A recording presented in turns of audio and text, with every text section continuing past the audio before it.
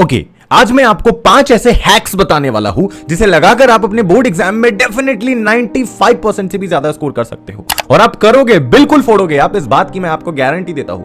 ये 5 हैक्स खत्म होते होते आपका पूरा माइंडसेट चेंज हो चुका होगा, आपकी एक अप्रोच ही अलग होगी अगर आपने इस वीडियो को अच्छे से सुन लिया तो। और उसके बाद अगर आपने एक एक चीज अच्छे से फॉलो करा तो डेफिनेटली आप 95% पक्का फोड़ोगे। ये पांचों हैक्स कोई ऐसी वैसी मैं बात नहीं करूंगा आपसे कि जाओ जाके सुबह उठ के 4 बजे पढ़ना है, 5 बजे पढ़ना है, इस तरीके से पढ़ना है, उस तरीके नहीं, एकदम प्रैक्टिकल चीजें जो आपको 95% से भी ज्यादा स्कोर लाने पे मदद करने वाली है। तो चलिए वीडियो शुरू करते हैं, लेकिन उससे पहले अगर आप इस चैनल पे नए हो तो अपने दोस्तों को भी इस चैनल से इंट्रोड्यूस कराइए, क्योंकि तुम्हारे अनटोल्ड मैक भैया तुम्हारी पूरी एग्जाम तक, तुम्हारे पूरे बोर्ड एग्जाम की जर्नी तक तुम्हारा साथ देने वाले हैं, इसका मैं वादा करता हूं। ओके, चलिए सबसे पहली hack number 1, fear of fail. ये क्या है?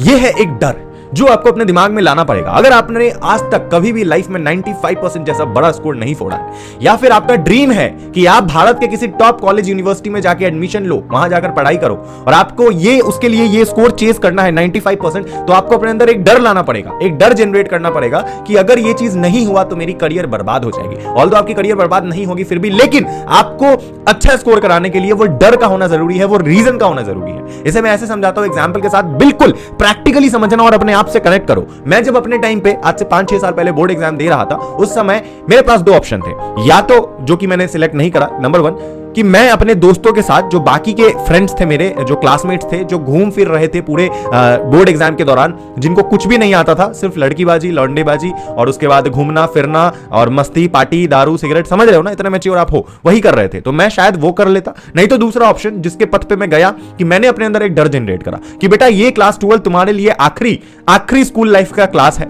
और इसमें अगर तुम अच्छा स्कोर नहीं करते हो तो तुम्हारे पास और कोई दूसरा ऑप्शन नहीं है, तुम बाहर नहीं जा पाओगे पढ़ने। क्योंकि मेरा सपना था कि मैं घर से बाहर दिल्ली जैसे बड़े शहर में जाके पढ़ूं, क्योंकि मैं एक बहुत ही छोटे शहर से आता था। ओके, तो मेरा सपना था कि मैं दिल्ली जाके पढ़ूं। तो वो दिल्ली जाने का जो मेरा ख्वाब था, उसको अचीव करने के लिए मैंने अपने अंदर एक डर जनरेट करा, जो मुझे मेरी मुकाम तक पहुंचाने में बहुत हेल्प करी। उस डर ने, अगर वो डर नहीं होता, अगर वो दिल्ली जाने का रीजन नहीं होता, तो शायद मैं भी अपने दोस्तों की तरह, बहुत सारे क्लासमेट्स की तरह आवारागर्दी कर रहा होता और आज कोई नॉर्मल सी दुकान खोलकर बैठ गया होता। और कोई ऑप्शन नहीं था। दुकान खोलना खराब नहीं है, लेकिन मेरे इंटरेस्ट के अकॉर्डिंग वो नहीं होता। ओके, लेकिन मैंने वो करा जो मेरे इंटरेस्ट के अकॉर्डिंग था। मैंने सारी प्लानिंग अपने डर के अकॉर्डिंग करी कि मुझे मेरे अंदर, अपने अंदर वो फियर जनरेट कर लिया कि भैया अगर ये नहीं तो सब खत्म। ऑल्दो खत्म कुछ भी नहीं होगा, लेकिन फिर भी ये जो डर है ये आपको ऊपर ले जाने तक मदद करेगा। तो आपके अंदर कुछ तो खोने का डर होना चाहिए, तभी आप पढ़ पाओगे। ओके, सेकंड, जो सबसे बड़ी चीज थी जो आपको भी मदद करने वाली है, इसके बिना शायद ही आप अपने बोर्ड एग्जाम में टॉप कर पाओगे, वो क्या? कि आपको अपनी क्लास 11th की गलतियों से सीखना पड़ेगा। अब ज्यादातर बच्चे ये बातें नजरअंदाज कर लेते हैं, वो ये बात कभी सोचते ही नहीं है। वो क्या? कि 11th के मिस्टेक्स पे ध्यान देना। हम भी अपने टाइम पे, टू बी वेरी ऑनेस्ट, मैंने क्लास 11th में बहुत अच्छा परफॉर्म नहीं करा था मैंने परफॉर्म। मैंने क्लास 11 जैसे तैसे निकाला था, बहुत सी गलतियां करी थी जिसका मुझे आज भी अफसोस है। लेकिन आप में से बहुत सारे बच्चे ऐसे होंगे जिन्होंने भी सेम मिस्टेक्स करी होगी, 11th में पढ़ाई नहीं करी होगी, जो 11th में फेल करने वाले होंगे, जिनका कंपार्टमेंट आने वाला होगा। लेकिन वही बच्चे बोर्ड एग्जाम में फोड़ेंगे। लेकिन फोड़ेंगे कैसे? फोड़ेंगे तभी जब उनका क्लास 11th की जो गलतियां था उसको अगर वो सीख ले और उसको अगर ढंग से इंप्लीमेंट कर ले, तो वो अपने बोर्ड एग्जाम में अच्छा स्कोर कर पाएंगे। इसे ऐसे समझो कि अगर क्लास 11th की कोई कंसेप्ट ऐसी है जो तुम्हारे क्लास 12th में भी आ रही है, जुड़ रही है, तो तुम्हें पहले अपने क्लास 11th के बेसिक्स को क्लियर करना पड़ेगा। तुम्हें अपने क्लास 11th की उन मिस्टेक्स को सुधारना पड़ेगा जो तुम्हें क्लास 12th में स्कोर लाने पे मदद कर सकती है। समझ गए? तो क्लास 11th में की हुई गलतियों को आपको 12th में रिपीट नहीं करना है। अगर आपने कोई ऐसी सब्जेक्ट ले रखी है, जैसे आप एक साइंस के स्टूडेंट हो, वैसे ये चैनल सभी के लिए, आर्ट, साइंस, कॉमर्स में एक बात सबको बता दूं हर वीडियो में, सबको ये चैनल को फॉलो करो, तुम्हारे भैया हर किसी के लिए। ओके, मैं एक यूनिवर्सल स्ट्रैटेजी बताता हूं आप सभी स्टूडेंट के लिए। ओके, तो अगर एक आप साइंस के स्टूडेंट हो, अगर आपके 12th में मैथ्स है, फिजिक्स है, केमिस्ट्री है, या फिर आप कॉमर्स के हो, आपका अकाउंटेंसी है, तो ये सब्जेक्ट्स ऐसे होते हैं जहां पर अगर आपके क्लास 11th का बेसिक्स नहीं क्लियर है तो आप 12th में अच्छा स्कोर नहीं कर सकते हो। लिख के ले लो, नहीं कर सकते हो। दैट इज वाई आपको अपने क्लास 11th का बेसिक्स को क्लियर करना पड़ेगा अगर आपको ज्यादा से ज्यादा स्कोर करना है क्लास 12th में। तो ये बहुत ज्यादा जरूरी है, बहुत ज्यादा। तीसरी और बहुत बड़ी हैक है ये, जो कि अक्सर बच्चों को समझ ही नहीं आता है कि क्या करना चाहिए। वो क्या है? कि आप जितने भी स्टूडेंट हो ना, क्लास 12th में जाते ही सबसे पहले अपने रिसोर्सेज को डिसाइड करो। और जो सबसे बड़ी गलती बच्चे नहीं करते हैं ना, कि अपने रिसोर्सेज को कलेक्ट नहीं करते हैं। जैसे ही बच्चे बोर्ड एग्जाम के माहौल में घुसते हैं, क्लास 12th में एंटर करते हैं, वो जाके मार्केट में एक ही सब्जेक्ट के 4-4 बुक एक्सप्लोर करने लगते हैं। एक सब्जेक्ट पढ़ना है, मैथ्स पढ़ना है, तो पूरे साल भर मैथ्स का डिफरेंट पब्लिकेशन का बुक ले रहे हैं। क्यों कर रहे हो? अगर कोई सब्जेक्ट पढ़ना है हिस्ट्री, तो उसका 4-4 बुक ले रहे हैं। अगर इकोनॉमिक्स पढ़ना है तो उसका 4-4 बुक ले रहे हो। क्यों कर रहे हो? एक बुक पे स्टिक रहो पूरे साल भर। एक कोई गाइड बुक ले लो मार्केट से, किसी भी डिफरेंट पब्लिकेशन का कोई भी एक बुक ले लो जो तुम्हें हेल्प कर पाए किसी भी तरीके की, और एक एनसीईआरटी। ये दो बुक ऐसा होना चाहिए जो तुम्हारा डिसाइडेड होना चाहिए। एनसीईआरटी तो यूनिवर्सल है, वो तो हर स्ट्रीम में चलेगा, लेकिन जो अदर आपकी गाइड बुक होती है किसी भी प्रकार की, जो आपको डिफरेंट तरीके से हेल्प करती है, जहां पे इजी वे में समझाया रहता है, वो कोई ऐसी पब्लिकेशन की उठाओ जो कि प्रीवियस काफी ईयर से उसमें से बहुत अच्छे स्कोर आ रहे हैं। आप देखो कि कोई ऐसा तो पब्लिकेशन होगा मार्केट में, जैसे क्लास 10th में आपने आर एस अग्रवाल का नाम सुना होगा, ऑब्वियसली आप सभी कोई ने। 10th में आर एस अग्रवाल बच्चे पढ़ते हैं मैथ्स का। अब मैथ्स का आर एस अग्रवाल जो है वो भैया बहुत फेमस है, मतलब जितने भी टॉपर्स होते हैं मैक्सिमम आर एस अग्रवाल लगाते ही है एनसीईआरटी के साथ साथ। तो उसी तरीके से एक कोई आपके बोर्ड एग्जाम में किसी भी सब्जेक्ट का अलग अलग स्ट्रीम का कोई तो पब्लिकेशन होगा जो कि पिछले काफी साल से बोर्ड एग्जाम के टॉपर्स चला रहे हैं, पढ़ रहे हैं। तो आप उसी बुक को लो और उससे पढ़ना चालू कर दो, और तब तक पढ़ो जब तक आपका पूरा सिलेबस खत्म नहीं हो जाता। उस बीच आपको कोई भी अदर पब्लिकेशन पे नहीं देखना है। एक जगह, एक रिसोर्सेस, एक मटेरियल डिसाइड करके रखो।